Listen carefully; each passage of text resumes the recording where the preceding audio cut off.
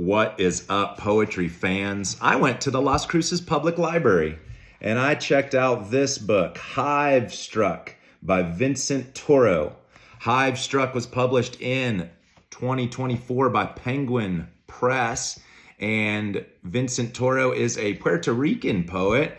Some great stuff in here. This book really leans into the modern times in which we're living and the way tech has taken over, and it does it in a very compelling way, in a very experimental way at times, but also a really straightforward, heartfelt way at times. I thought it was a nice mix of experimental, complex energy versus just really nice truths about the human condition.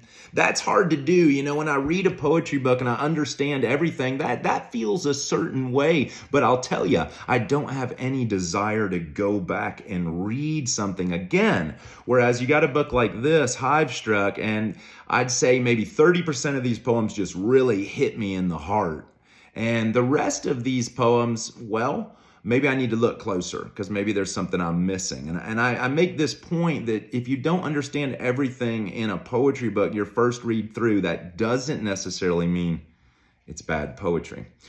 One of my favorite poems in here is called A Brief History of Screens. Listen to this one. He's going through all the different screens he's had in his life. And Vincent Toro is 50, the same age as me. So he was born at a time where there was no phones and then kind of aged into phones. But check this one out. My fourth screen was desperately lonely. We mostly kept it off because we were too busy falling in love. And besides, it had terrible reception. Can you remember a time where you were too busy falling in love to even mess with a screen? That's really sweet to me, y'all. There's some very experimental poems in here. This one's called Sestina Guag Cookies.exe, and it's like scroll, add, scroll, text, pick, scroll, swipe, add, text, pick, add, swipe, text, swip. It's like the whole poem is that.